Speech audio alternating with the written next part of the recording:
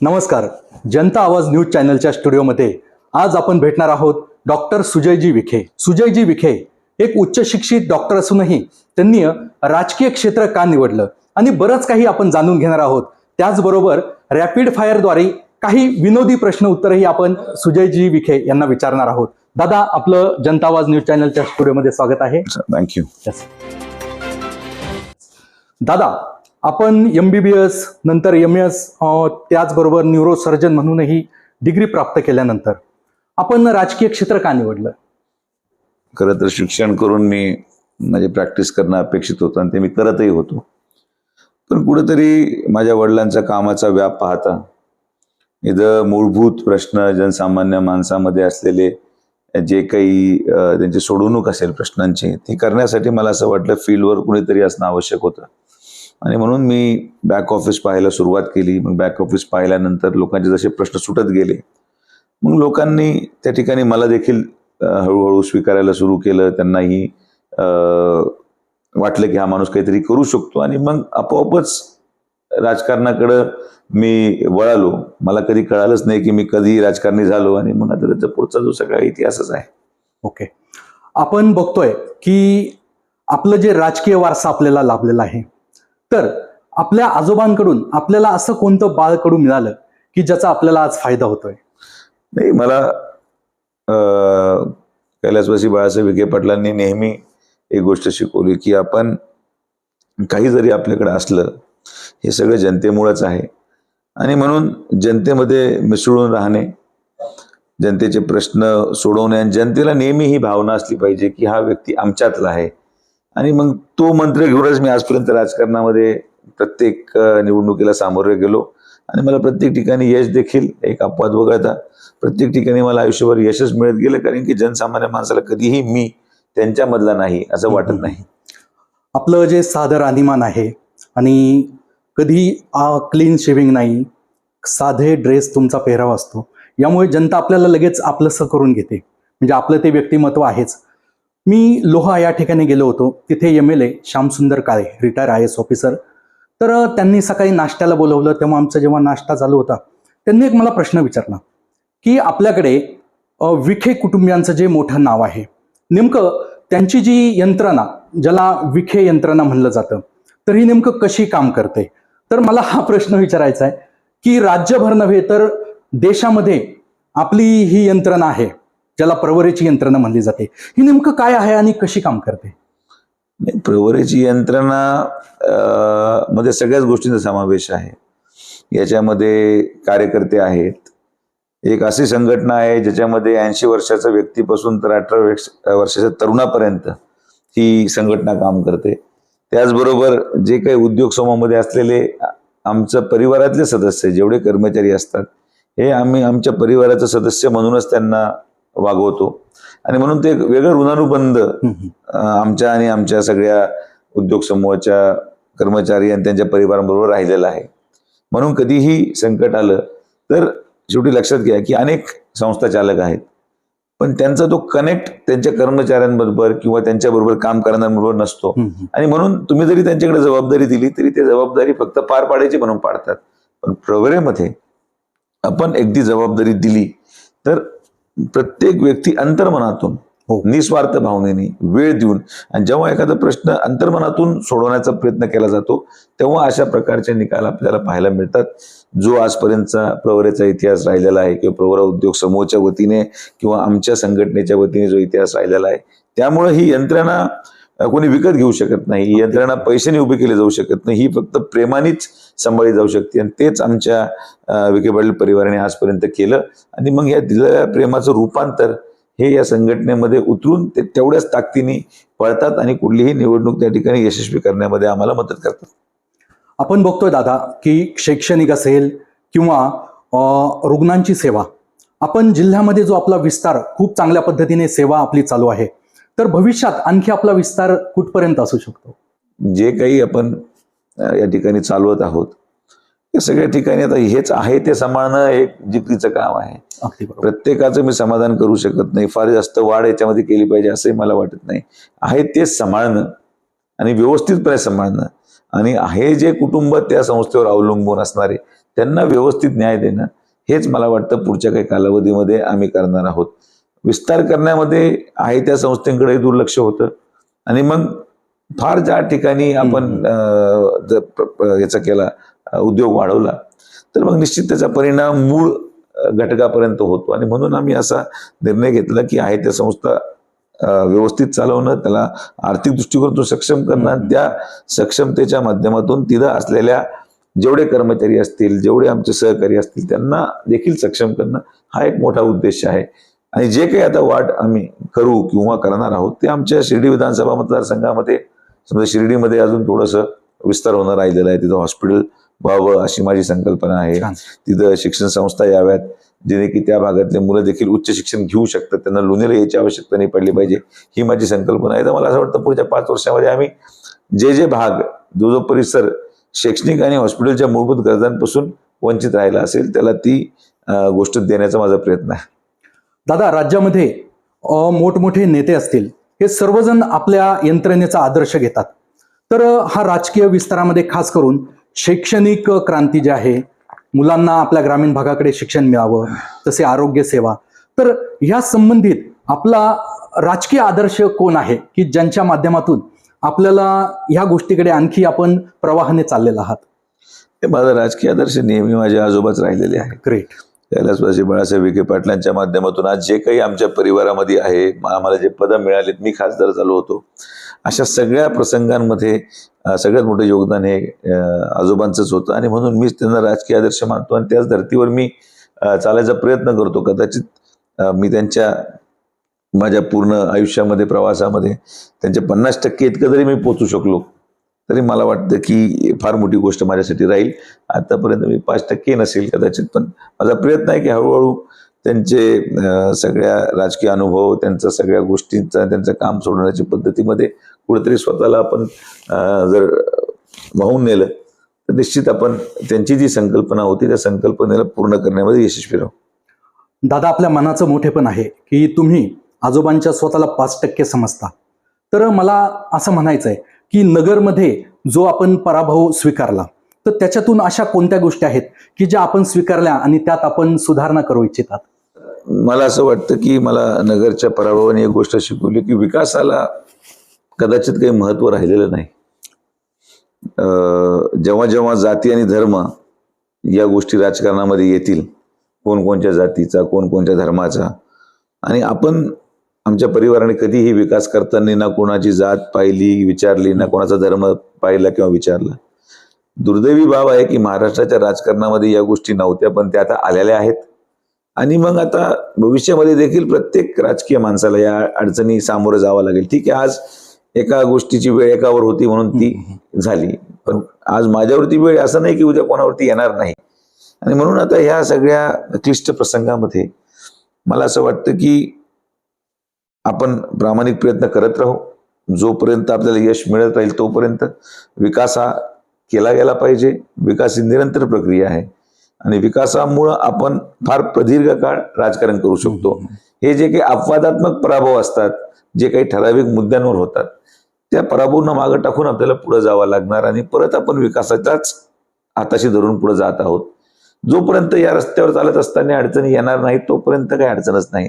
पण विकास करून देखील जर परत परत अपयश येत गेलं तर मग राजकारणातून आपण बाहेर पडणं कधीही योग्य. कारण की जर जनसामान्य माणसाला विकास नको असेल तर माझ्या व्यक्तिगत मतामध्ये माझ्यासारख्या उच्च शिक्षित माणसाची राजकारणामध्ये गरज नाही.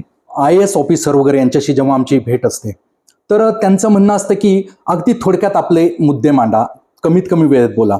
तसंही आपल्या बोलण्यातून बऱ्याच वेळा म्हणलं जातं की आपला स्वभाव जास्त स्पष्ट आहे, तुम्ही स्पष्टपणे बोलता किंवा कमीत कमी वेळेमध्ये लोकांनी त्यांचं म्हणणं मांडावं. तर काय बोलाल याबद्दल? नाही, असं स्पष्ट म्हणण्यापेक्षा खोटं बोलून काय मिळवायचं आहे?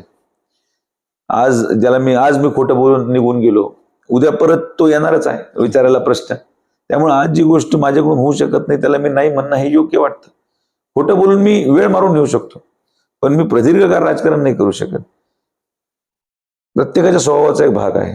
मी खोटं बोलू शकत नाही की मला खोटं बोलून राजकारण पण करायचं नाहीये. दुसरा मुद्दा की जे आपण म्हणतो, जे लोक माझ्याकडे येतात, मी त्यांना एकच विनंती करतो की गर्दी फार मोठी असते. लोक 3-3 तास थांबलेले असतात. आणि मग या 3 तासामध्ये प्रत्येक जण, कोणी वयस्कर असतो, कोणी साखरेचं, कोणाला डायबिटीज असेल, कोणाला वेगळा आजार असेल, कोणा लोकांना कामाला जायचंय परत. मी प्रत्येकाला एकच म्हणतो की तुम्ही माझ्यापर्यंत आलेला आहात म्हणजे तुमची माझ्याकडून काहीतरी अपेक्षा आहे, किंवा माझा हा प्रश्न आहे, माझी तुमच्याकडून ही अपेक्षा आहे. तर मी त्यांना काय म्हणतो की तुम्ही पूर्ण प्रश्न सांगण्यापेक्षा, किंवा माझ्या रस्त्याचं भांडण आहे, मला तुम्ही तुमच्याकडे आलोय कारण की माझी अपेक्षा, तुम्ही निदान तहसीलदारांना फोन लावून सांगा. किती वेळ लागला? 30 सेकंड. त्याच्या अपेक्षा काय माझ्याकडे, मी तहसीलदारांना फोन लावावं की साहेब यांना काय सहकार्य असेल, हे चुकीचे नसतील, त्यांना सहकार्य करा. तेवढा फोन लावला, तो मोकळा, मी मोकळा. पण होतं काय की कधी कधी लोक जेव्हा प्रदीर्घ काळ आपला प्रश्न मांडत असतात, त्यामुळे वेळही जातो आणि इतर लोकांना ज्याला 5 मिनिटाचं काम असेल तोही बिचारा बसलेला असतो. म्हणून लोकांचा मूल्यवान वेळ हा वाया जाऊ नये यासाठी आपण हा प्रक्रियेमध्ये आहोत. आणि म्हणून माझं सगळ्यांना म्हणणं असतं की मी आता लोकांना हे पण म्हणतो, तुम्हाला ज्याला फोन लावून घ्यायचा तुम्हीच फोन डायल करून माझ्या कानाला लावा, मी बोलतो. शेवटी माझा आवाज जर जाणं गरजेचं असतं आणि माझ्या बोलण्याने जर काम होणार असेल तर तुमच्या फोनवरून पण माझा आवाज जातोच आहे. त्यामुळे पहा की लोकांचे कामं लवकर व्हायला लागले, ओपीडीमध्ये गर्दी वाढायला लागली आणि लोक जास्त प्रमाणात आपल्याकडे त्यांचा कल यायला लागला, कारण की लोक म्हणतात हे समोर समोर क्लिअर होतं या गोष्टी. म्हणून मग आपण एक वेगळ्या दिशेने जात आहोत. नाही तर अर्ज घ्या, उद्या पाहतो, मग आता मला नंतर भेटा, मग करा. तो बिचारा एवढा लांबून पेट्रोल जाळून आलाय, परत त्याला उद्या बोलवायचं ज्या गोष्टीसाठी, जी गोष्ट कदाचित आपल्याकडून होणार नसेल. मला अनेक लोक म्हणतात की दादा ते निवडणूक असेल, तुम्ही म्हणा की मी करतो, पाहतो. अरे म्हटलं बाबा, ते होण्यासारखीच गोष्ट नाही. सरकारी जमीन माझ्या नावावर लावून टाका, आता कसं करू? ती आज मी म्हटलो हो, उद्या परत मी आहेच ना मत मागायला. तर आज उद्या ती नाराजी होऊ नये म्हणून आज ती नाराजी घेऊन पुढे गेलेलं ठीक आहे, एखादं मत कमी होईल, पण आपण सत्याच्या आधारावर राजकारण करतो आणि तोच आधार घेऊन यापुढे देखील मी चालत राहणार. अतिशय सुंदर असं उत्तर आपल्याला दादांकडून मिळालं. उच्च शिक्षित राजकीय लोकांची का गरज आहे? नागरिकांना खोटं बोलून फसवणं, त्यांचा टाइमपास करणं यापेक्षा स्पष्ट बोलून थोड्या वेळ त्याला वाईट जरी वाटलं तरी भविष्यामध्ये त्याचा फायदा होईल आणि वेळेची बचत त्याची व्हावी, की जसं समोर प्रश्न घेऊन आलेल्या व्यक्तीला त्याचा तोडगा, त्याचं उत्तर लगेच मिळावं, यासाठी दादांचे आधुनिक विचार आज आपल्याला ऐकायला मिळत आहे. दादा, आपण बघतोय की लाडक्या बहिणी, खूप चांगली दिवाळी साजरी झालेली आहे, तर या लाडक्या बहिणींची आपल्याला कितपत साथ राहणार आहे? नाही, हा मला असं वाटतं की एक फार चांगला उपक्रम आणि फार उत्कृष्ट उपक्रम महायुती सरकारने, माननीय मुख्यमंत्री एकनाथ शिंदे साहेब, उपमुख्यमंत्री फडणवीस साहेब, अजितदादा पवार साहेब आणि सरकारने घेतला. ज्या महिला सर्वसामान्य घरातल्या होत्या, अनेक ठिकाणी कदाचित एक जण व्यक्ती काम करतो, महिला नेहमी घर सांभाळतात आणि मग महिलांच्या ज्या इच्छा आकांक्षा असतात, प्रत्येक महिलाला वाटतं की आज दिवाळीला मी माझ्या मुलासाठी एखादं कापड घेऊ, कुठलंही काही गिफ्ट घ्यायचं असेल तर घेता येईल. एखाद्या बहिणीला वाटत असेल माझ्या भावासाठी मी भाऊबीजेला काहीतरी द्यावं, आणि मग ते कदाचित मनामध्ये ठेवून, कारण की नवऱ्याला कसं मागायचं, कारण की तो बिचारा नोकरी करतोय, त्याला घर पण चालवायचं आहे, आणि म्हणून ते आपल्या मनामध्ये या सगळ्या संकोच धरून चालत असायच्या. पण या योजनेच्या माध्यमातून महिलांना त्यांच्या मनातलं असलेलं जीवन हे जगायला मिळालं, असं माझं व्यक्तिशः मत आहे. ठीक आहे, आर्थिक दृष्टिकोनातून सक्षम होणं एक भाग झाला, पण ज्या महिलांमुळे समाज घडतो, महिला ही प्रत्येक घरामध्ये सगळ्यात प्रमुख भूमिका महिलेची असते, कारण की त्या महिला कष्ट करतात म्हणून आज परिवार चालतो, मुलाच्या शिक्षणापासून तर लग्नापर्यंत, आणि म्हणून घर चालवण्याची सगळ्यात मोठी जबाबदारी महिलांवर असते. या पैशामुळे ज्या महिलेने सगळ्यांसाठी केलं, पण तिच्या मनातलं काय, हे मनातला प्रश्न या लाडकी बहीण योजनेतून सुटला. आणि म्हणून तुम्ही पाहत असाल की दिवाळीमध्ये आणि इतर या सणाच्या कार्यक्रमांमध्ये इतक्या मोठ्या प्रमाणात आता महिलांना स्वतः कॉन्फिडन्स त्यांच्याबद्दल आलेला आहे. ते स्वतःला आज एक वेगळी आयडेंटिटी, म्हणजे मी एक महिला आहे, माझं पण अस्तित्व आहे, आणि या अस्तित्वाचं जाणीव त्यांना या योजनेच्या माध्यमातून झाली की हो, माझ्या पाठीमागे देखील सरकार आहे. आणि ही एक फार मोठी भावना निर्माण करण्यामध्ये हे लाडकी बहीण योजना यशस्वी ठरली. या लाडकी बहीण योजनेचा परिणाम तुम्हाला निश्चित या निवडणुकीमध्ये दिसेल. ही काही निवडणुकीपुरता आलेली योजना नाही. मला असं अपेक्षा आहे की महायुती सरकार हे आल्यानंतर या योजनेच्या पैशामध्ये वाढ करण्याचा विचार करत आहे, आणि मला वाटतं त्या संदर्भात मुख्यमंत्री देखील लवकरच बोलतील. लाडक्या बहिणींच्या आशीर्वादाने ही दिवाळी तर खूप सुंदर झाली, बाजारपेठही खुलली होती, आणि हा आशीर्वाद जर असेल तर भविष्यात पुढच्या दिवाळीही अशाच होतील यात शंकाच नाही. दादा, आपल्या भागामध्ये जसं की राहुरी असेल, आपलं प्रवारा, राहता आणि संगमनेर वगैरे हा भाग जर पकडला तर ज्वलंत प्रश्न कोणते आहेत सध्याचे? नाही, मला असं वाटतं ज्वलंत प्रश्न सध्या अनेक आहेत. हे पहा, प्रत्येकाला त्याचा प्रश्न ज्वलंत वाटतो. हो.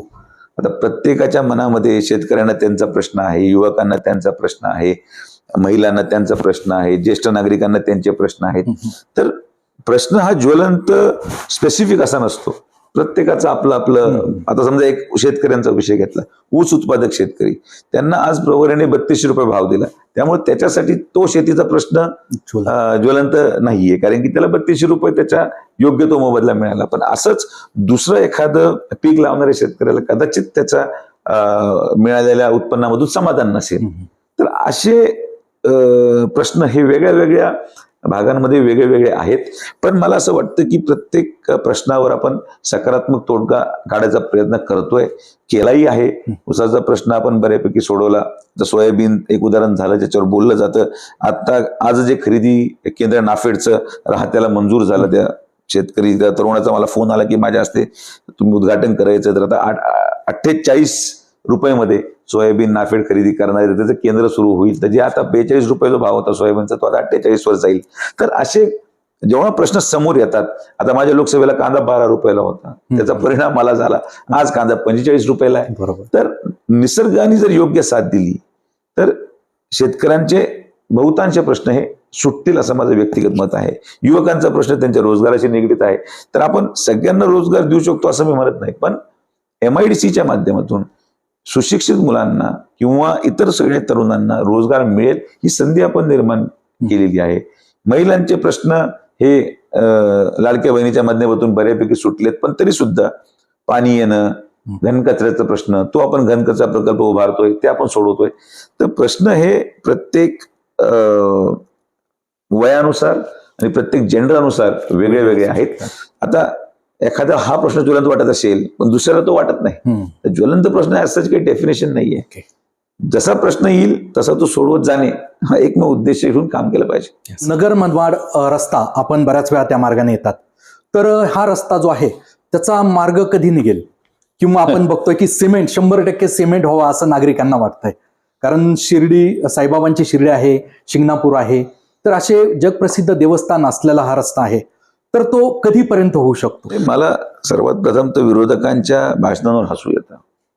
ते नगर मनमाडवर आरोप करतात. माझा असा त्यांना प्रश्न आहे की बोटाला ठीक आहे, तुम्ही नगर मनमाडच्या मुद्द्यावर मतं मागतात, तुम्हाला मतदान देऊन तुम्ही कसं सोडवणार ते सांगा. तुम्ही जनतेकडे जाऊन काय सांगता की नगर मनमाड झालेला नाही. ठीक आहे, जनतेने तुम्हाला मत का टाकावं या मुद्द्यावर तुम्ही काय करू शकताय नगर मनमाड संदर्भात, त्याचं उत्तर त्यांच्याकडे नाहीये. जे आज तिकडं खासदार निवडून आले किंवा जे लोक निवडून आले त्यांनी तेच केलं. गडकरी साहेबांबरोबर बसून त्यांना निवेदन दिलं, फोटो काढला. आता 4 वर्ष मी पण तेच प्रयत्न करत होतो. काही प्रश्न हे फार क्लिष्ट असतात आणि तुम्ही जे आज भाषण करताय तर ठीक आहे, आमच्याकडून कदाचित ते काम तितकं म्हणावं सकारात्मक झालं नाही, मी मान्य करतो. पण तुम्ही ज्या आधारावर मतं मागताय, तुम्हाला जर एखाद्या सर्वसामान्य माणसाने या नगर मनमाडच्या मुद्द्यावर मतदान टाकलं तर तुम्ही तो प्रश्न कसं सोडवणार हे तर भाषणामध्ये नाहीच आहे.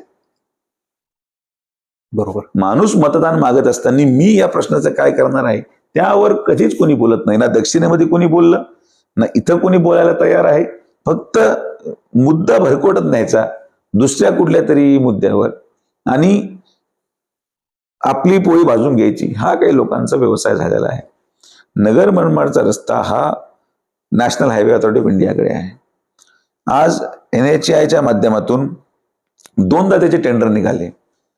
पहिलं टेंडर निघालं ते 38% बिलो गेलं, तो कॉन्ट्रॅक्टर काम करत पळून गेला. दुसरं टेंडर निघालं ते 40% बिलो गेलं, तो आता कॉन्ट्रॅक्टर पळून गेला. आता जर तुम्ही मला सांगा, नगर मनमाड रोडचं टेंडर जर केंद्र सरकार फ्लॅश करतंय आणि मला जर गडकरी साहेबांनी विचारलं की बाबा एक काम कर, आता हे थकले, तू ठेकेदार दे, तर मी देतो आणि मग बंद पडलं तर सांगा. मला जर अधिकारच नाही त्या प्रक्रियेमध्ये, मी ठेकेदार ठरवू शकत नाही, तर मी अजून काय करू शकतो? काहीच नाही. जो तो येतो, टेंडर घेतो आणि काम सुरू करतो आणि पळून जातो. त्याच्यामध्ये दोष कुठल्या लोकप्रतिनिधीचा नाहीये, त्याच्यामध्ये दोष या प्रक्रियेचा आहे की असे काही लोक जे दुर्दैवाने त्या प्रक्रियेमध्ये येतात आणि रस्ता करत नाहीत. हे सगळ्यात मोठं दुर्भाग्यपूर्ण गोष्ट त्याच्यामध्ये आहे. त्यामुळे हा प्रश्न जोपर्यंत आता परत टेंडर फ्लॅश झालंय 15 नोव्हेंबरला त्या ठिकाणी त्याचं हे आहे वर्क ऑर्डर होईल कंपना किंवा त्याचं टेंडर फायनान्शियल ओपन होईल. आता तिसरा कॉन्ट्रॅक्टर येऊन काय करतो आपल्याला नाही माहिती. ते टेंडर किती बिल भरलं जातं हे आपल्याला नाही माहिती. मग आपण काय विनंती केली की साहेब पहिले 2 टेंडर जे होते ते ईपीसी मोडवर होते. ईपीसी मोड म्हणजे काय की जसं नॉर्मल ठेका पद्धत आहे, मी रस्ता करणार, माझं बिल बुक करणार, मला पैसे मिळणार आणि मग टोल लावून NHAI ते पैसे वसूल करतात. त्यामुळे होतं काय की स्वतःची गुंतवणूक काहीच नसते कॉन्ट्रॅक्टदाराची. तो येतो 40% बिलो भरतो कारण की त्याला पैसे गुंतवायचे नाही, त्याला फक्त रस्ता करायचा आहे, पहिलं बिल बुक केलं लगेच पैसे मिळणार. आपण यावेळेस काय केलं ते 2 अपवाद घडल्यामुळे आता जे टेंडर फ्लॅश झाले ते हॅम मोडवर केले. हॅम मोडमध्ये काय असतं, हॅम मोडमध्ये एखादा कॉन्ट्रॅक्टर जेव्हा येतो त्याला पहिलं 40% स्वतःचे गुंतावा लागतात पैसे. उर्वरित रक्कम आणि जी काही रक्कम असेल ते एक फॉर्म्युला असतो त्या हॅम मोडवर, तो टोलच्या माध्यमातून over a period of 10 years त्याला ते पैसे मिळतात.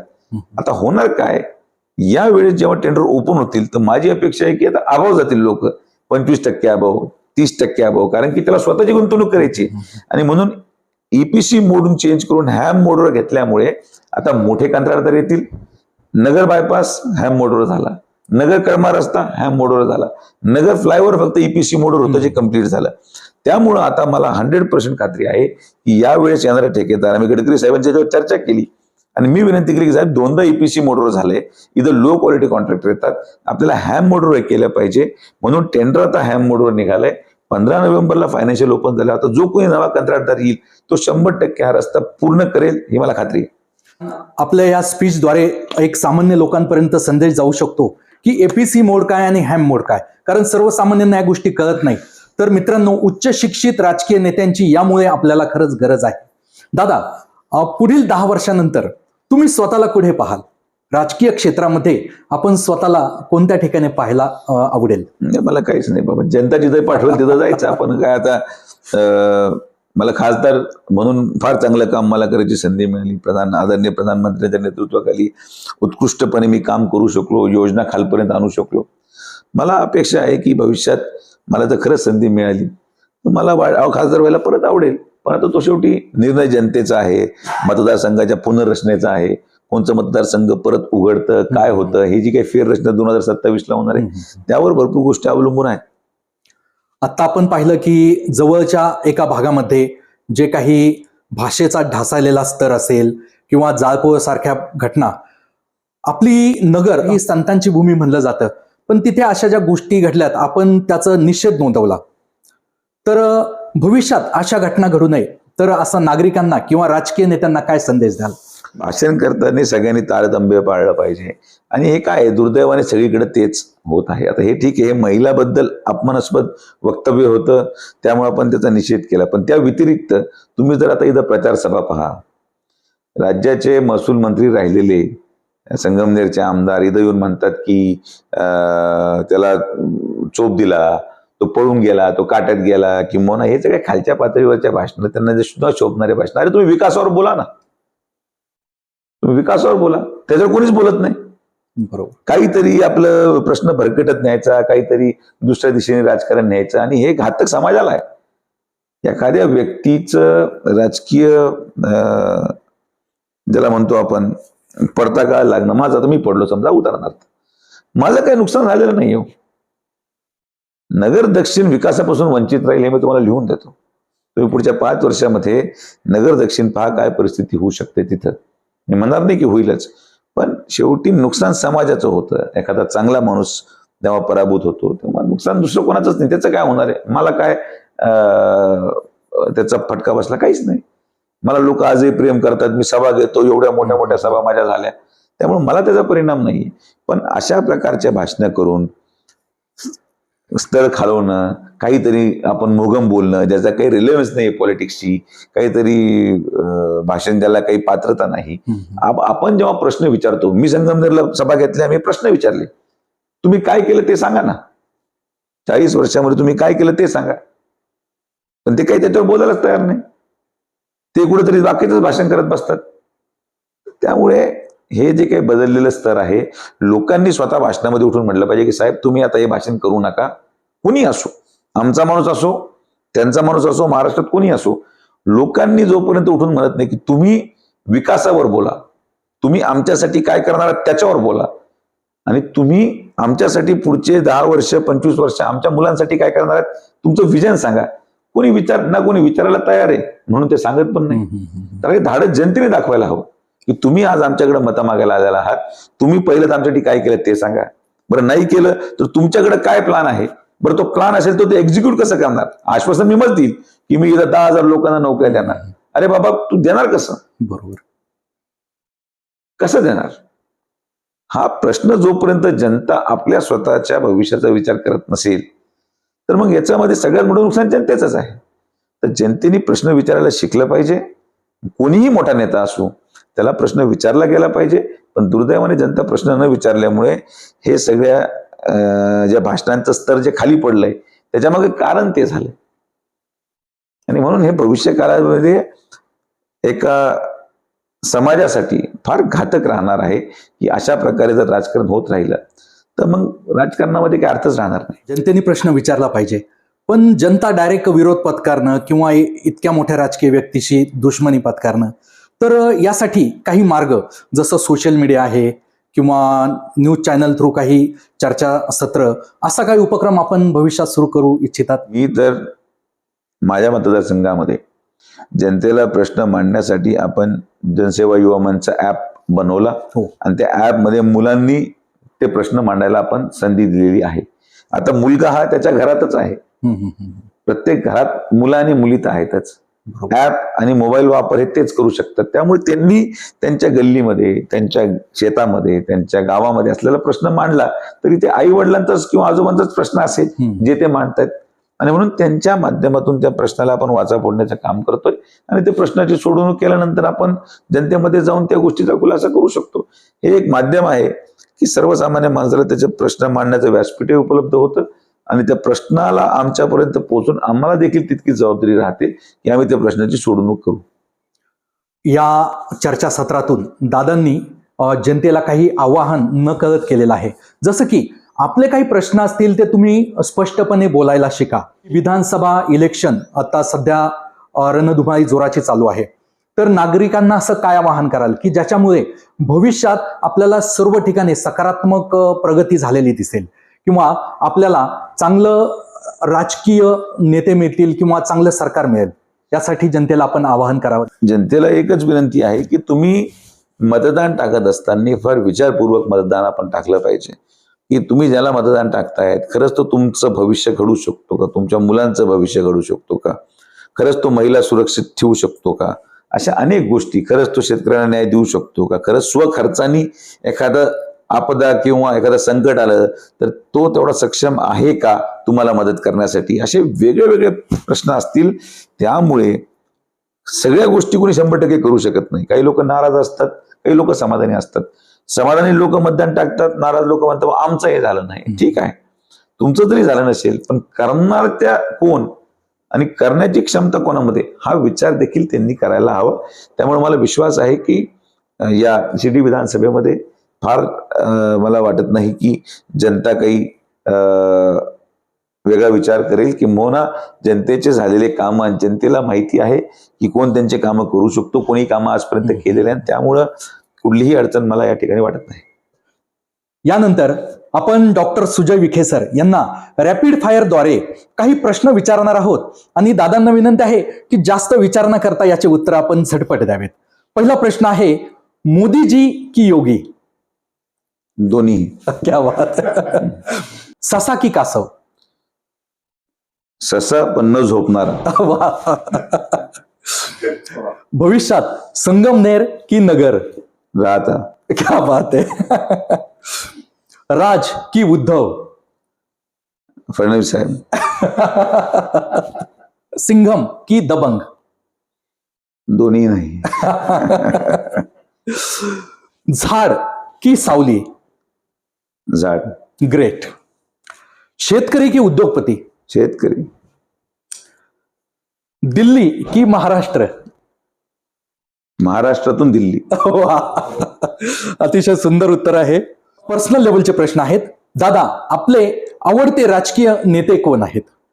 माझे आजोबा कैलासवासी बाळासाहेब विखे पाटील. आपले आवडते हिरो? अशोक सराफ आणि लक्ष्मीकांत बेर्डे. आपली आवडती हिरोईन? ते काय एवढ्या जास्त झालेल्या आहेत, काय प्रत्येकाचं काम आपल्या आपल्या परीने वेगळं वेगळं, त्यामुळे असं काही ते फिक्स ठेवलेलं नाही आपण. आपली आवडती डिश? मी भेंडी आणि भरीत. आपला आवडता चित्रपट? अंदाज अपना अपना. विनोदी चित्रपट. खूप छान. आणि विरोधी पक्षाचे आपले आवडते नेता कोण? काय अवघड आहे मला, असं काही फारसं आवडतं कोणी वाटत तर नाही तसं की काही तसं. आता जे जे जे आवडत होते तेच आता आपल्या बरोबर महायुतीमध्ये आहेत. समजा शिंदे साहेब अतिशय चांगलं काम करत असायचे. ते कधी त्यांनी कधी विरोधी पक्ष म्हणून जेव्हा महाविकास आघाडीमध्ये होते तरी सुद्धा त्यांनी कधी दुसऱ्या पक्षाच्या माणसाला असा दुजाभाव दिला नाही. त्यामुळे ते मला निश्चित विरोधी पक्ष असताना ते आवडायचे. आता तेच आले त्याने मुख्यमंत्री झाले, त्यामुळे आता तिकडे कोणी राहिलेलं नाही. जनता आवाज न्यूज चॅनलच्या वतीने अतिशय सुंदर आणि दिलखुलास अशा गप्पा आपण डॉक्टर सुजयजी विखे यांच्याशी मारलेल्या आहेत. तर मित्रांनो, उच्च शिक्षित राजकीय नेत्याची नक्कीच आपल्या महाराष्ट्राला गरज आहे. मी जनतेला या माध्यमातून आवाहन करू इच्छितो की आपला नेता निवडताना त्या नेत्याची क्वालिटी पहा. फक्त भाषणावर जोर न देता किंवा विनोदी असावं किंवा दुसऱ्यावर खिल्ली उडवणं, यापेक्षा दादांनी सांगितलं त्या पद्धतीने त्या नेत्याची गुणवत्ता तपासूनच त्याचे भविष्यातील वेध घेऊनच आपण या विधानसभेसाठी योग्य नेता निवडावा. आज जनता आवाज न्यूज चॅनलच्या स्टुडिओमध्ये डॉक्टर सुजयजी विखे यांच्याशी आपण दिलखुलास गप्पा मारलेल्या आहेत. तर मित्रांनो, आपण डॉक्टर सुजयजी विखे यांना भविष्यामध्ये त्यांच्या हातून आणखी चांगले उपक्रम घडावे, जसं राहता आणि नगर या ठिकाणी विखे फाउंडेशनच्या माध्यमातून लाखो रुग्णांची सेवा झालेली आहे. शैक्षणिक क्रांतीद्वारे खूप ठिकाणी कॉलेज असेल, शैक्षणिक संस्थेद्वारे विद्यार्थ्यांना जवळ शिक्षण उपलब्ध झालंय. तर दादांसारखे नेतृत्व आपल्याला भविष्यात लाभले तर नक्कीच महाराष्ट्रामध्ये खूप चांगला विकास होईल, यात कोणतीच शंका नाही. तर दादा आपल्या स्टुडिओमध्ये आलेत, त्यांचे मी जनता आवाज न्यूज चॅनलच्या वतीने आभार व्यक्त करतोय. दादा, आपण आलात, धन्यवाद. थँक्यू.